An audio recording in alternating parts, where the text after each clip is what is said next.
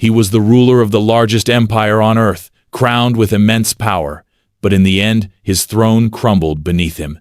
Tsar Nicholas II, beloved, now remembered as the leader who lost it all. His people, who once sang his praises, turned on him in an unimaginable way. What went so terribly wrong? Was it his mistakes? Or was it something deeper? Something that no one saw coming? To uncover the shocking truth of why his own people turned against him, we must go back to the beginning, when it all started to unravel. The year was 1894. Tsar Nicholas II, the 26-year-old heir to the Russian throne, ascended to power after the sudden death of his father, Tsar Alexander III. He was young, inexperienced, and unprepared for the monumental challenges that lay ahead. Nicholas inherited the largest empire on earth, stretching from the icy Siberian tundra to the opulent palaces of St.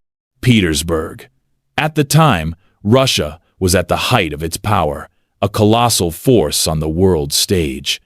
But beneath its grandeur, the empire was fraught with deep social and political unrest. Unlike many of the rulers before him, Nicholas wasn't cut from the same mold.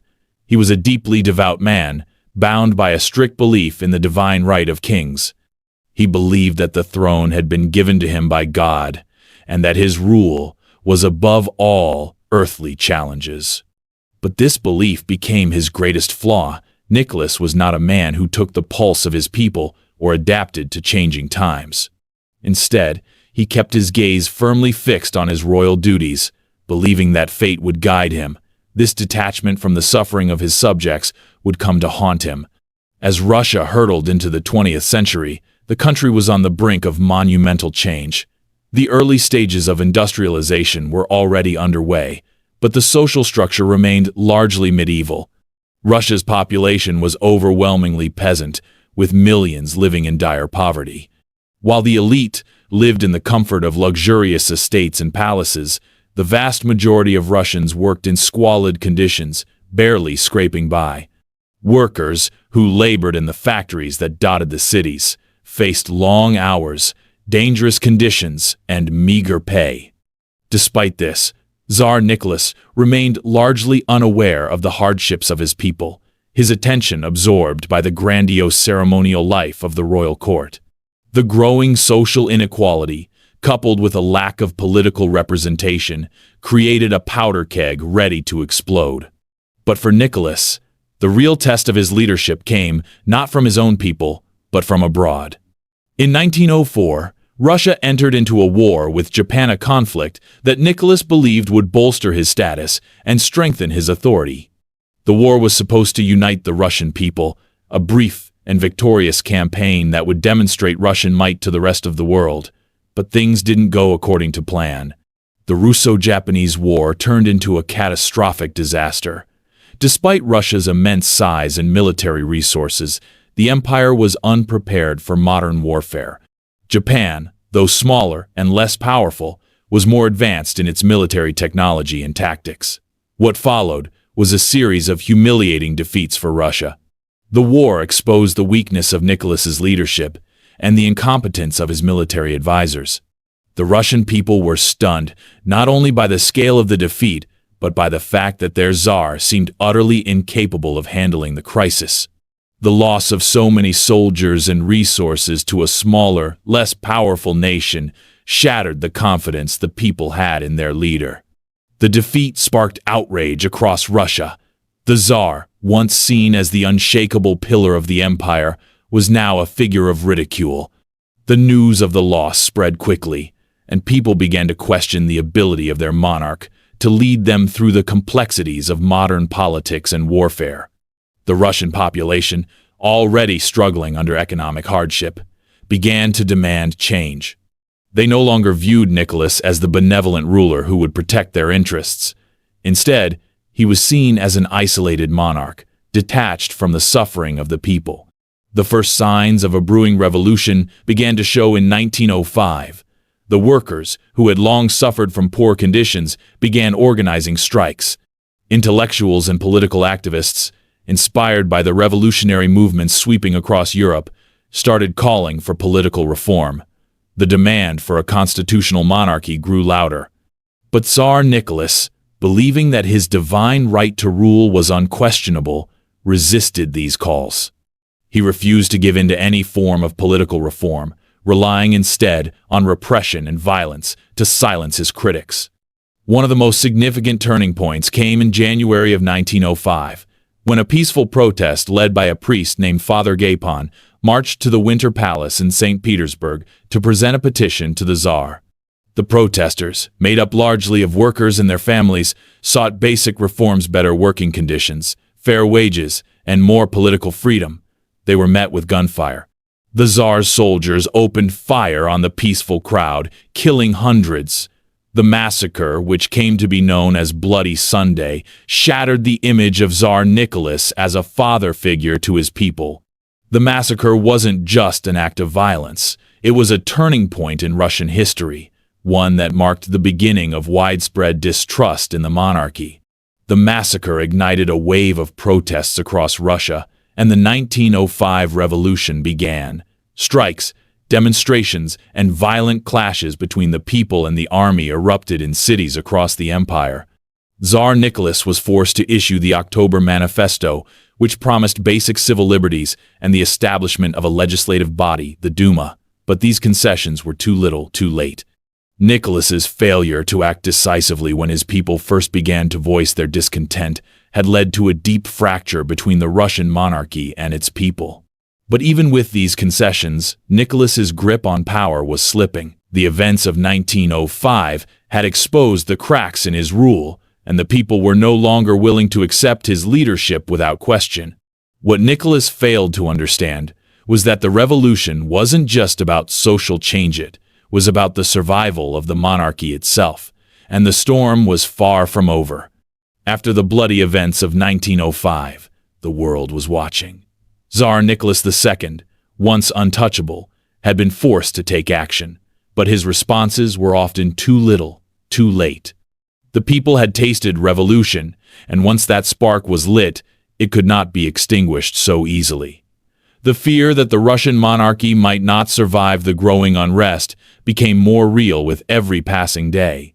The 1905 revolution had left the Tsar's power severely compromised. Though he issued the October Manifesto promising basic civil liberties and the establishment of a Duma, it was clear that these concessions were merely a temporary fix. The Duma, Russia's first parliamentary body, was not a genuine change. It was a tool for the Tsar to keep up appearances and quell the pressure. Yet, even with this so-called reform, Tsar Nicholas still maintained absolute power, never truly embracing the idea of a constitutional monarchy or giving up any real authority. The Duma's power was weak, and it became quickly clear that Tsar Nicholas was unwilling to allow any meaningful challenge to his rule. This refusal to share power with anyone, including the growing middle class and intellectuals, made the situation even more tense. As the Duma sessions unfolded, the Tsar's disregard for any real political change further alienated the people, especially those who had hoped for more than empty promises.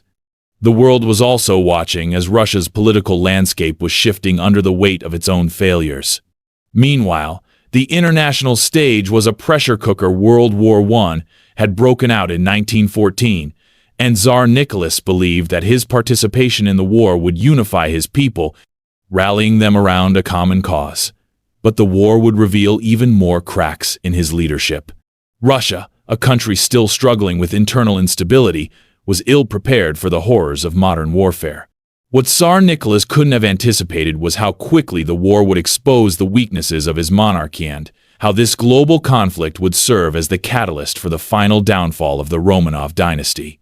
The war would prove to be the breaking point, but the real danger wasn't on the battlefield, it was in the hearts and minds of the Russian people. As the war raged on, the Russian army, led by Tsar Nicholas himself, was rapidly deteriorating. The Tsar had made the disastrous decision to personally take command of the military in 1915. This decision would haunt him as it placed his leadership directly on the front lines of the war. Instead of offering reassurance to his people, it led to a disastrous combination of military defeats and logistical breakdowns. The Russian army, once one of the largest in the world, was now facing a crisis.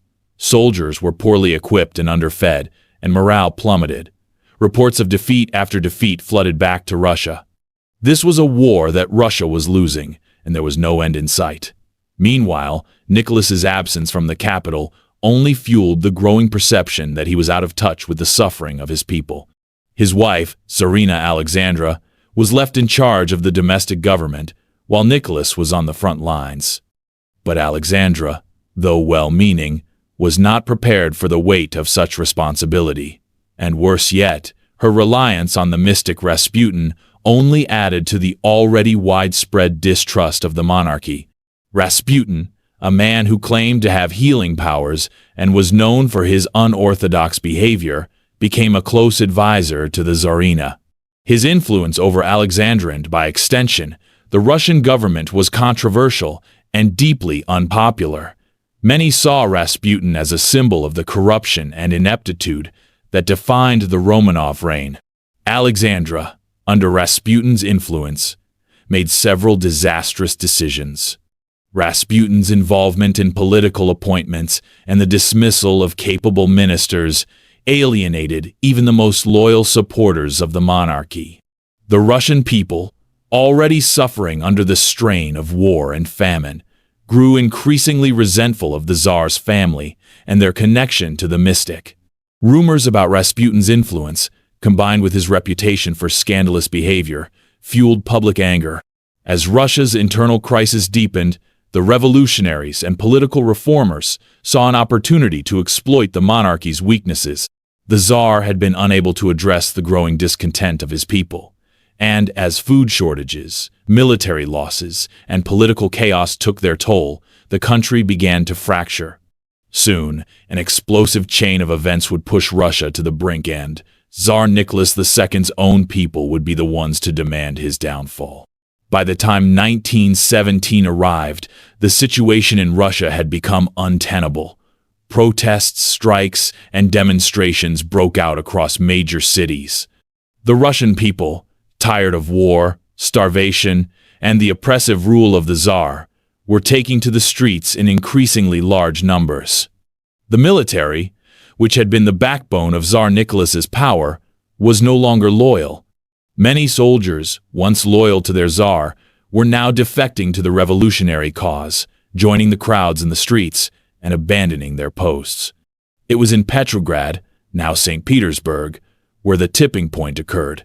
The February Revolution of 1917 began with protests over food shortages and the horrors of war, but it quickly escalated into a massive uprising against the Tsar. The people demanded the abdication of Nicholas II. But Nicholas, unable to adapt to the revolutionary climate, clung to his throne with all the desperation of a ruler who could not see how deeply the foundations of his power had already crumbled. The storm was now at its peak. Tsar Nicholas, cut off from his people and from the very army that had once been loyal to him, was about to make his final mistake. His abdication was imminent, but would it be enough to save Russia from the chaos that was now brewing? The year was 1917. The February Revolution had shattered the last vestiges of Tsar Nicholas II's power. His rule was crumbling beneath him, and now the question was not if he would abdicate, but when and how.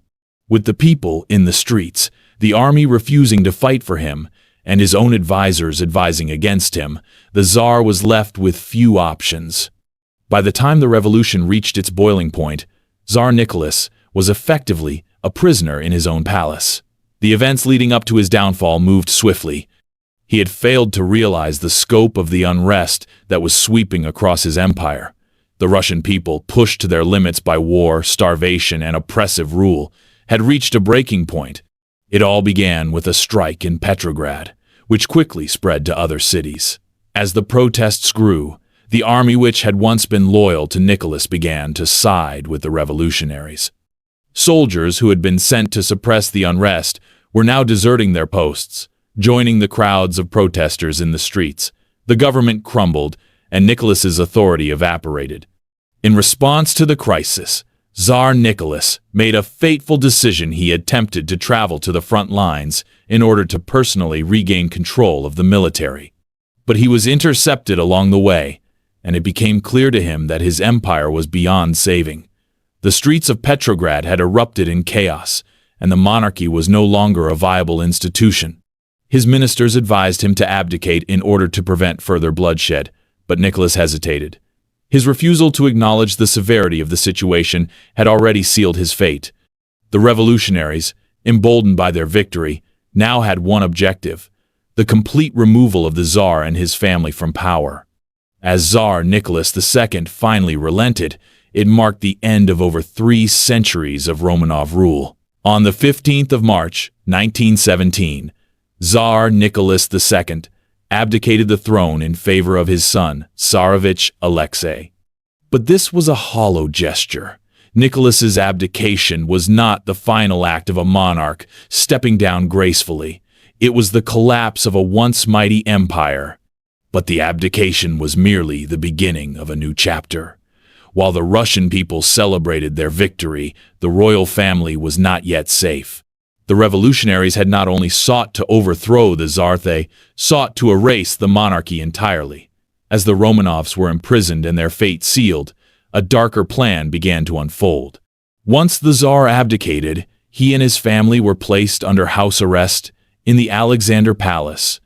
The Tsarina, Alexandra, and their children, including the young Tsarevich Alexei, were now living in confinement, stripped of their royal privileges.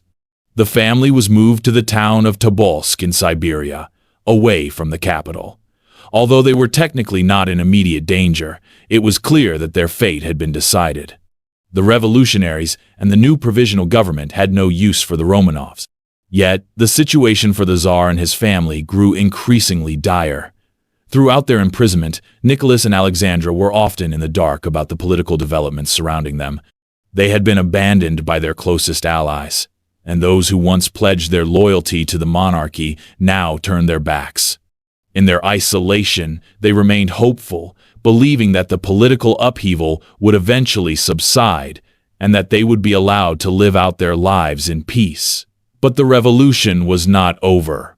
In the summer of 1918, as the Bolshevik Revolution gathered steam, a decision was made. The provisional government that had once supported the Tsar's family was now gone, replaced by a radical new force that saw the monarchy as the last vestige of Russia's feudal past. The Bolsheviks, led by Lenin, believed that the survival of the monarchy posed a threat to their revolution. They could not allow Nicholas to live. His existence was a symbol of everything they were fighting against. As the Bolshevik forces closed in on the Tsar's family, their fate was sealed. The once mighty Romanov dynasty, which had ruled Russia for over 3 centuries, was about to meet a brutal, shocking end. But the manner in which they were to be executed would send shockwaves through Russia and the rest of the world. In the early hours of the 17th of July, 1918, Tsar Nicholas II, his wife, Tsarina Alexandra, and their 5 children, Olga, Tatiana, Maria, Anastasia, and Alexei, were awoken from their sleep. The family, along with their servants, were ordered to gather in the basement of the house where they were being held. The Bolshevik soldiers who had been assigned to guard them were preparing to execute them. The family, unaware of the grim fate awaiting them, tried to remain composed. Nicholas, once a powerful monarch, now stood as a shadow of his former self. The royal family was led into the small, dimly lit room where they were lined up against a wall. The soldiers, under orders from the Bolsheviks, opened fire. Tsar Nicholas II was the first to fall, followed by his wife and children. The youngest, Tsarevich Alexei, was executed along with his sisters. The brutal execution was swift, but the impact of the act would echo throughout history. But the shocking truth of their death didn't end there. In the aftermath of the execution, rumors would swirl about the mysterious survival of one of the Tsar's daughters, rumors that would persist for decades. How did the world react to the end of the Romanov dynasty? And what would become of the memory of Tsar Nicholas II, the man who was betrayed not just by his people, but by his own destiny? The shocking truth of Tsar Nicholas II's execution did not end with his death. Though the Romanov family was brutally executed by Bolshevik soldiers in 1918, the story surrounding their deaths has never been fully settled. For decades, the world was left with questions that seemed impossible to answer. Almost immediately after the execution, rumors began to circulate. Was it possible that one of the Tsar's daughters had survived the massacre? Anastasia, the youngest daughter of Tsar Nicholas and Tsarina Alexandra, was believed to have been shot alongside her family, but soon, reports emerged that suggested she might have escaped death. Over the years, these rumors grew into a full-blown mystery that would captivate the world for decades to come. One of the most famous figures in this story was Anna Anderson, a woman who spent much of her life claiming to be the surviving Anastasia Romanov. Anderson had been found in Germany in the early 1920s, and over the years, she continued to insist that she was the lost princess. She had no real proof, of course, but her uncanny resemblance to Anastasia, as well as her ability to speak Russian and recount details of the royal family's life, fueled suspicions that she might be telling the truth. The question of whether Anastasia had survived the execution became one of the greatest mysteries of the 20th century.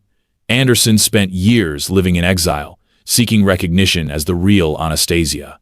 She even received support from some of the Romanov family's relatives who were convinced that she had survived. But the lack of concrete evidence made it impossible to fully accept her claim.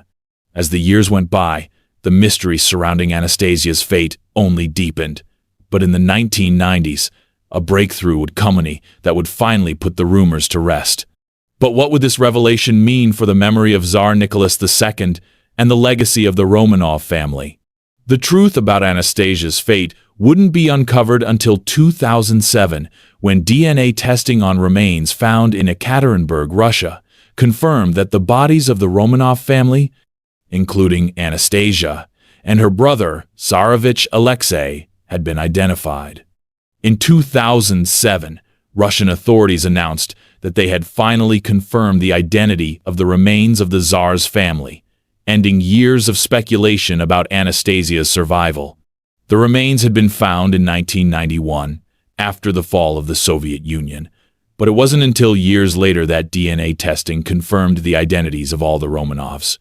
The remains of Anastasia and Alexei had been buried separately in 1918, along with the rest of their family, but there had been confusion about their exact identities. Only through modern forensic science could the mystery be definitively solved. But this revelation did not erase the mystery of Anna Anderson.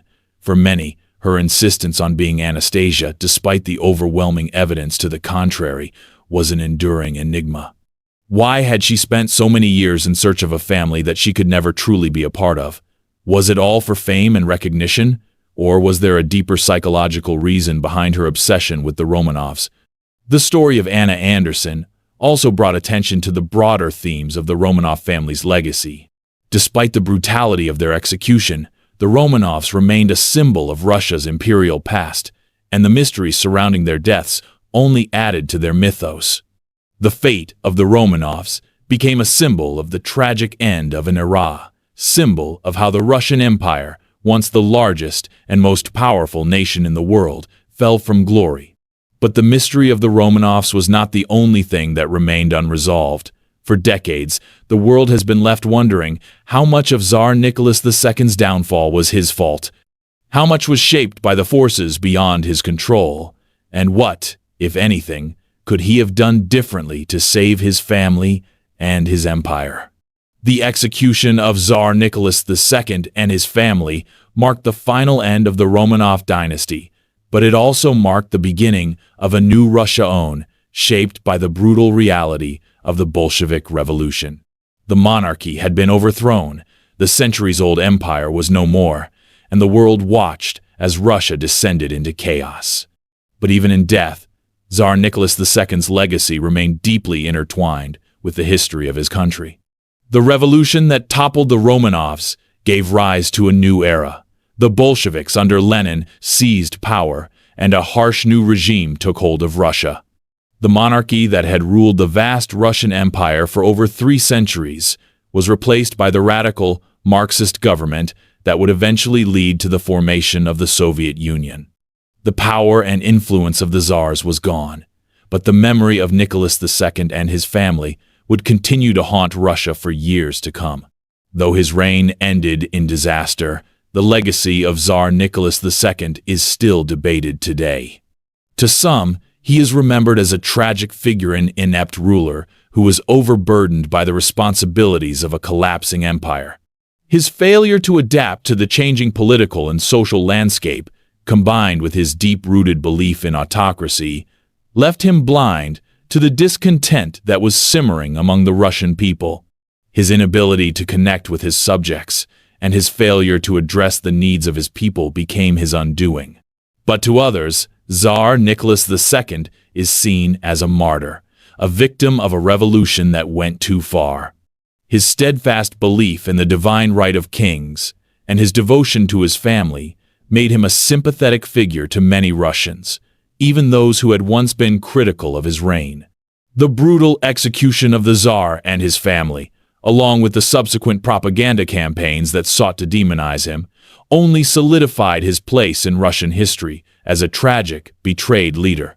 Yet, despite the varying interpretations of his legacy, one thing is certain: Tsar Nicholas II's downfall altered the course of Russian history. The fall of the Romanovs left an indelible mark on the Russian psyche, and it set the stage for the tumultuous century that followed. But the questions about Nicholas's reign, his mistakes, his failures, and his ultimate fate continue to linger.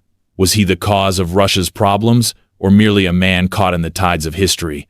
And what would Russia have become if he had been a different kind of leader? The impact of Tsar Nicholas II's reign can still be seen in modern Russia. After the Bolshevik Revolution, Russia would struggle with the aftermath of the Romanov monarchy's collapse.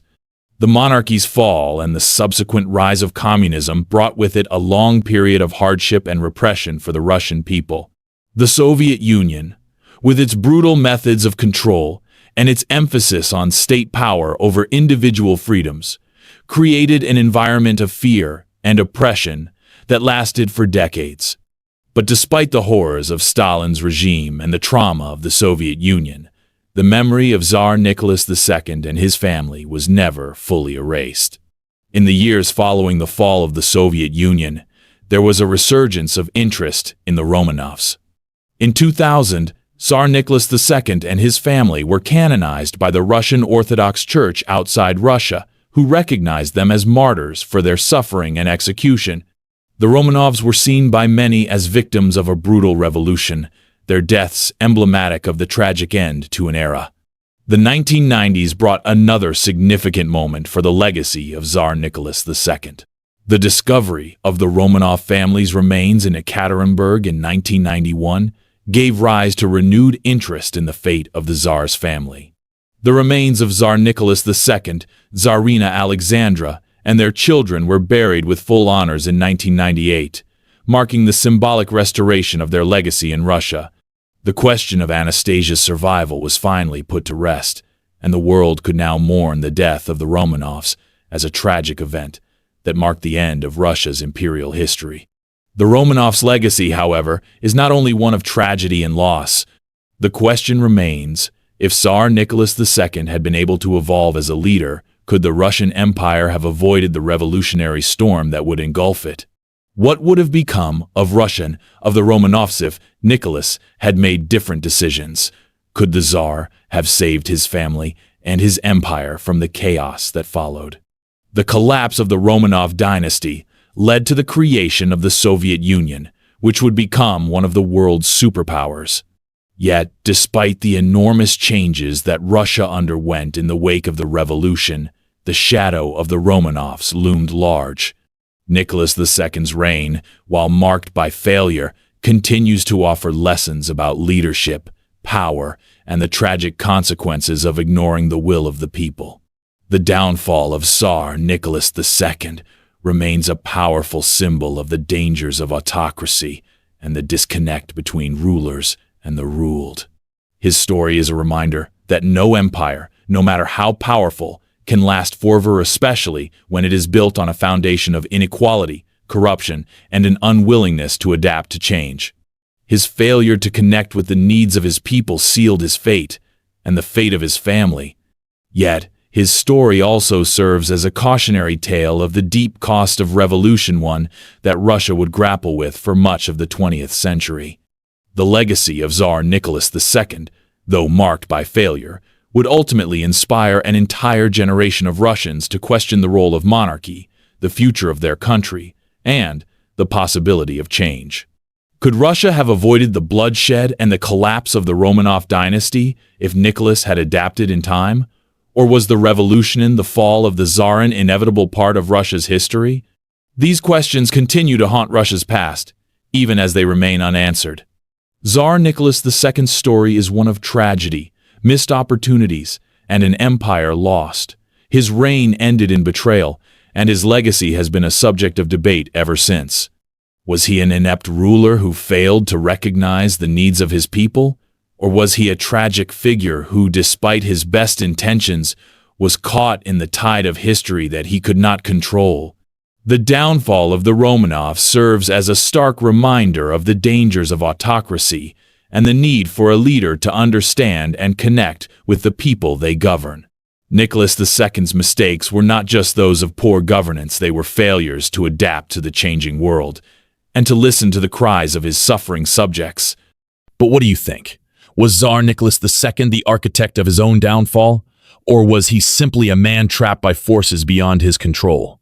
Did he truly deserve the fate he met, or was he a victim of revolution and societal upheaval? What if Nicholas had embraced reform, or what if he had given the people more say in how they were governed? What do you think? Was Tsar Nicholas II's downfall inevitable? Share your thoughts in the comments below.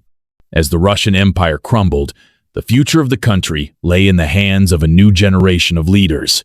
The Bolshevik Revolution reshaped Russia in ways that would affect the world for decades to come.